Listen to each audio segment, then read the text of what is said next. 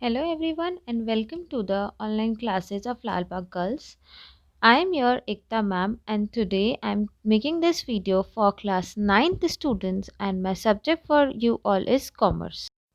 Okay, our topic for today is meaning and importance of business method. So before starting and knowing the meaning of business method, let us also know first what is a business. Okay, business is quite a wide term. It includes all those activities of man which are done with the object of earning profit and giving service to the society also. By this, we can conclude that business is an economic activity, and in other words, we can say that it includes three main activities which are industry, trade, and auxiliaries of trade, that is, transport, banking, insurance, etc., which somehow promotes the trade and industry in the economy. Thus, business activities can be classified into three main categories, which is trade, commerce, and industry. So, let us know what is trade first. Trade means exchange of goods and services, which is done for cash. Now, trade is also of two types and it is also further subdivided into several parts. The two types are internal trade and the external trade.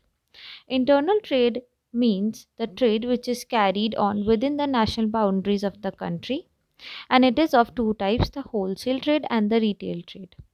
The wholesale trade is the trade when it is done in bulk quantities and in very few items, then it is known as wholesale trade and it is done by a wholesaler.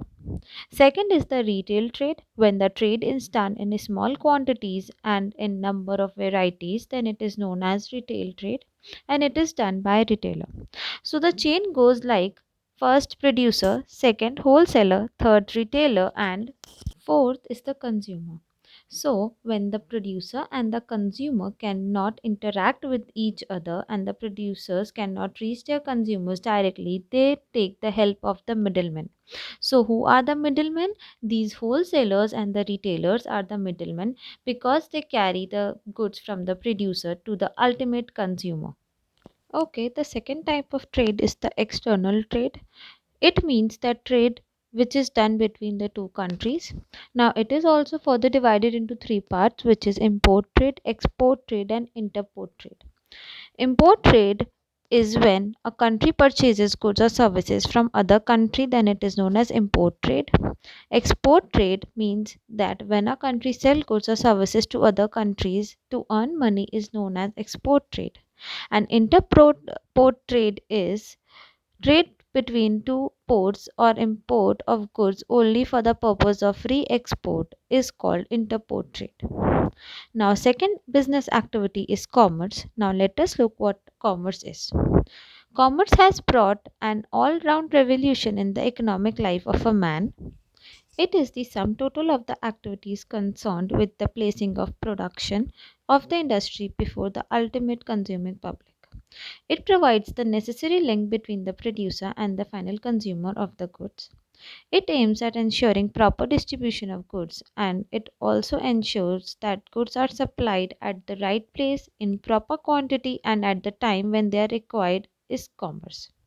So, ultimate satisfaction is supplied by the producer to the consumers, and this is done under the heading like commerce. It supports auxiliaries to trade like transport, fair housing, insurance, sales promotion activities, etc.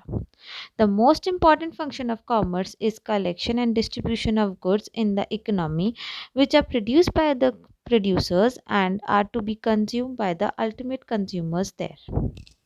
Now we move to the third activity of the business, which is industry. So, industry refers to the productive aspect of the business. It creates form utility for the satisfaction of human wants as it converts the raw material to the finished goods which are to be consumed by the consumers. So, there are the following types of industries. The first one is the genetic industries. The industries which are concerned mainly with producing, breeding, or multiplying of certain species of plant animals with the aim of earning profit from their sale are placed under these industries. Second is extractive industries. These industries are concerned with the extraction of raw material from the earth, sea, and air, which are the natural resources, to earn profits like fishing and agriculture. Third one is the manufacturing industries. These industries are concerned with the changing up of the form of the raw material and semi manufactured goods into finished products, or we can say adding or form utility to the goods, are known as the manufacturing industries. For example, textile industries, iron and steel industries. And the fourth one is the constructive industries. These industries are engaged in construction of building, bridges, roads, dams, etc., which add to the infrastructural development of an economy. By this we come to an end of this video. Thank you for watching the video.